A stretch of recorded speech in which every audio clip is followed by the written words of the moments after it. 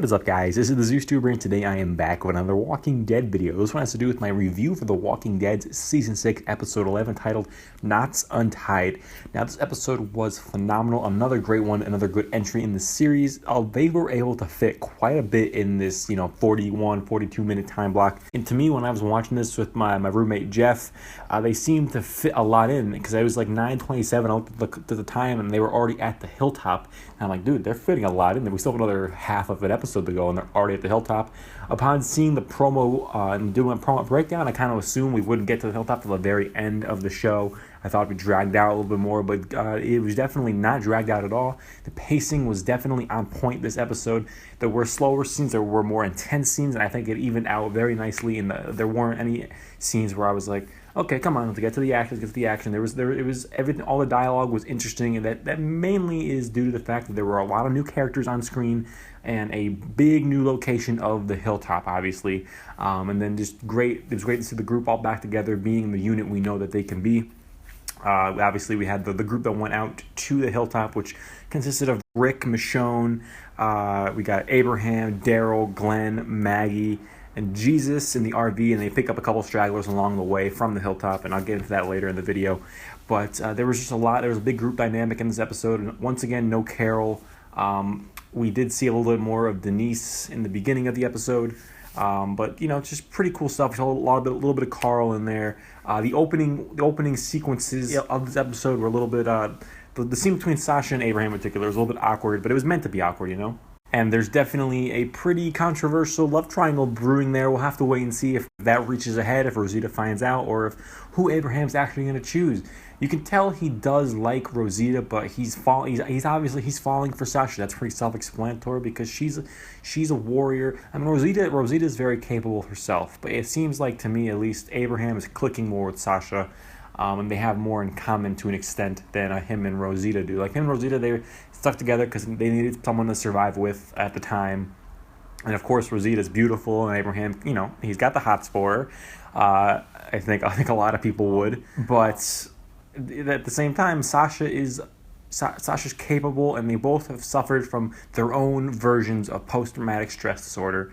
Obviously, I think, not obviously, but I think Sasha's version, or Sasha's experience, was a little more, at least it was portrayed on the show to be a little bit worse for her. Obviously, we don't know everything that's going on in Abraham's head, since he did lose his whole family, and he went through a pretty rough patch there.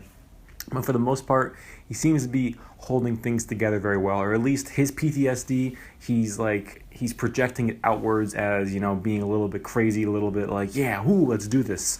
And Sasha was kind of just pushing everyone away, so to speak. They're all experiencing it in their own different ways, and that's cool. It's good for the show to explore that, and it adds some different levels of complexity to all the characters. And there was some good dialogue between Glenn and Maggie having to do with the baby and things like that. It's good to see the two of them interacting again, since they've been apart for so long in the first half of season 6.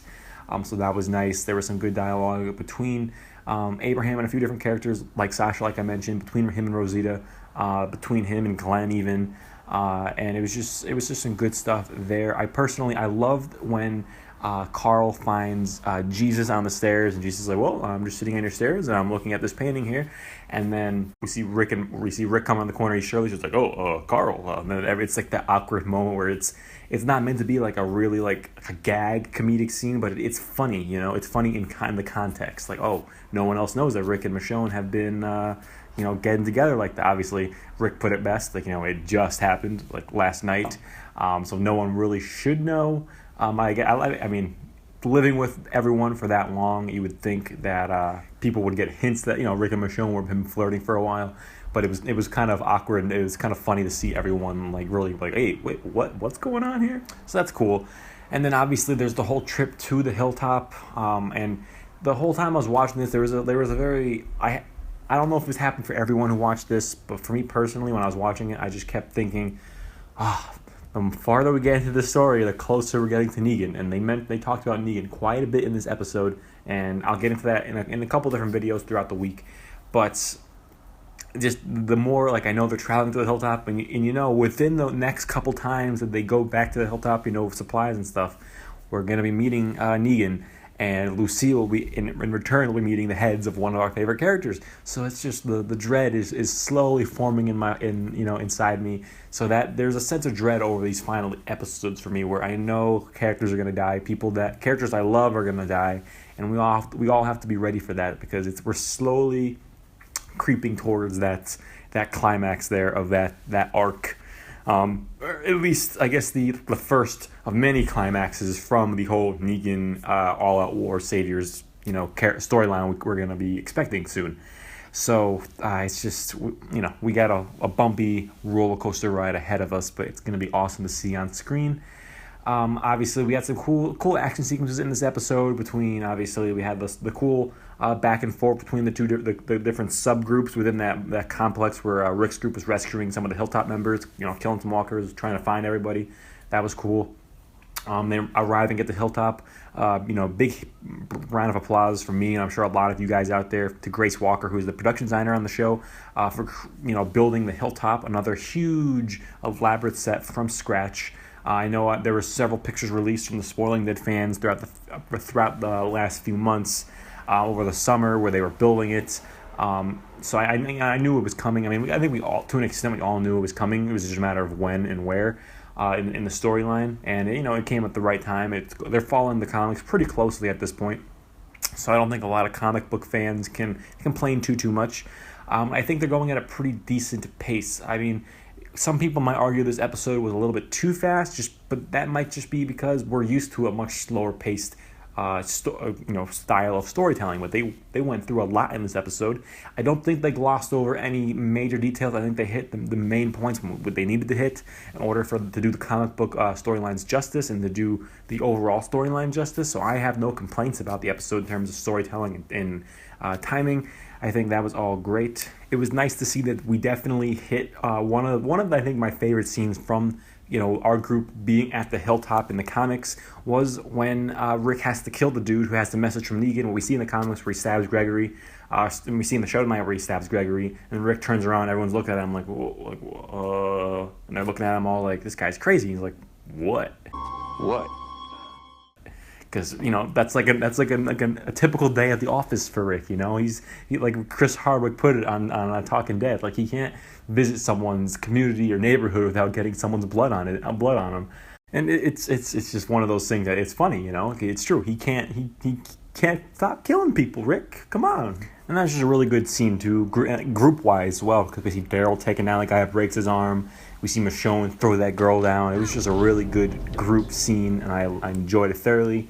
I thought they set up a lot of big things to come in the future episodes, mainly Negan and that whole thing, that whole battle that's going to happen, as we all know.